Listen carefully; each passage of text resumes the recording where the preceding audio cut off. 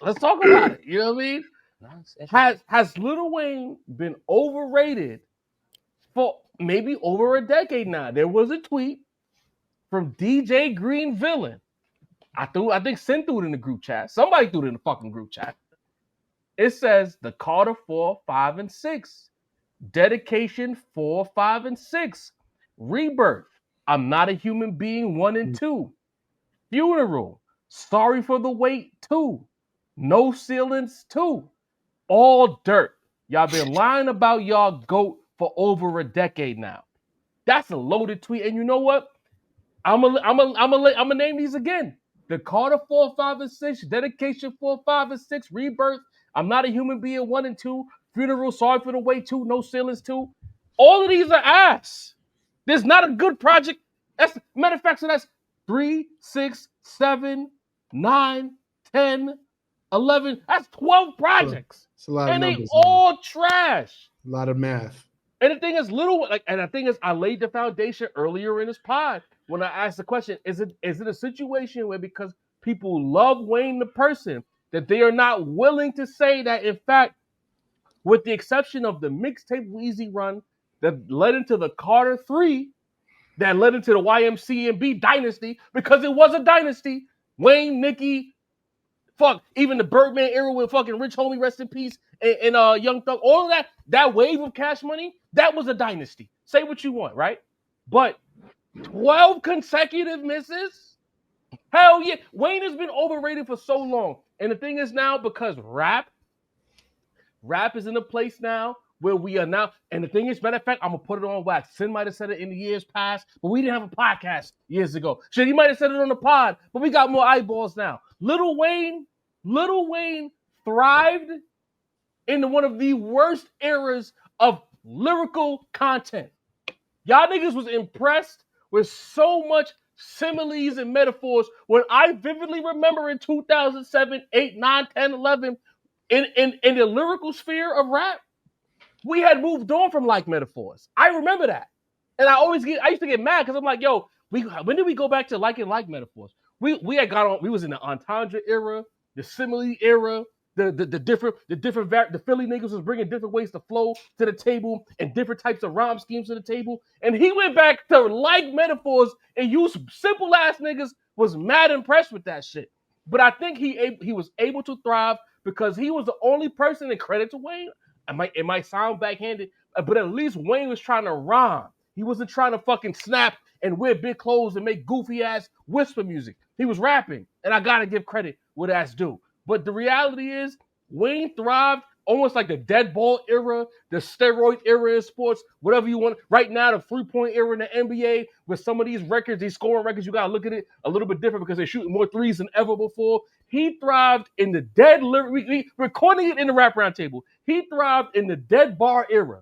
You know what I'm saying? It was the dead bar era. And he thrived in that shit. 12 consecutive misses. Lil Wayne has benefited from having a staunch fan base. Niggas willing to put their body as a human shield in front of him when he's never been as great as I said he was. And 12 consecutive misses speaks to that. What you got to say to that, Roundtable? Chat, let me know. Listen. You want to go first, Mace?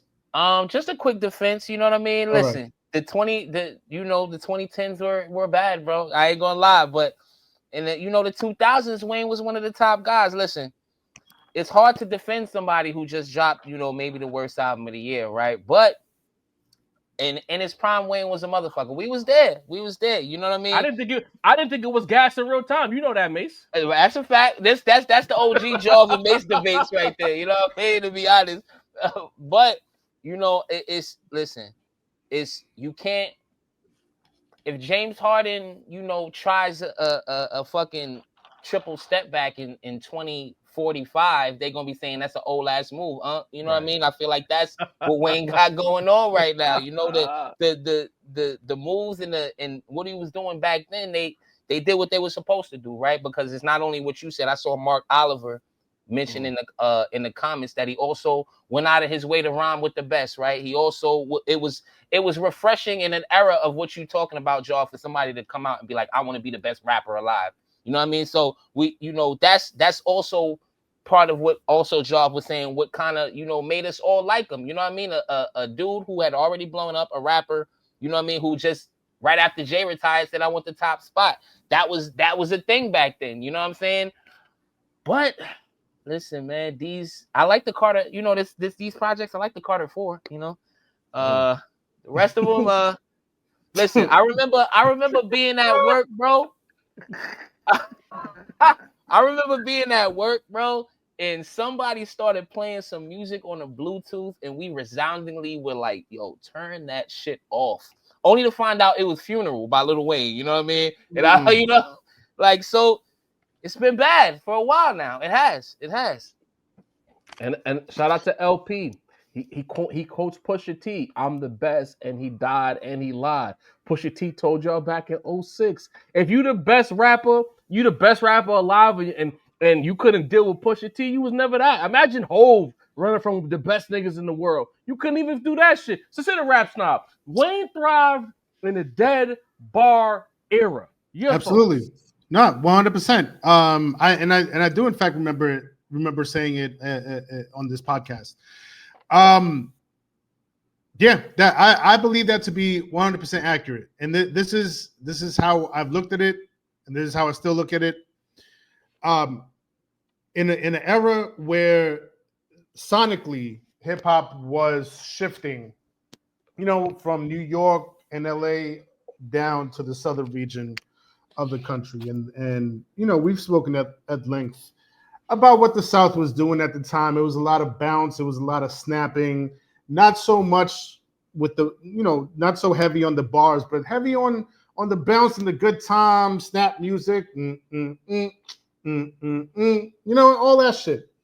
And then and Wayne was a part of it. Not so much the snap music, but like he was, with the Hot Boys and Cash Money, that was a very bouncy sound, and again, not really focused on bar work.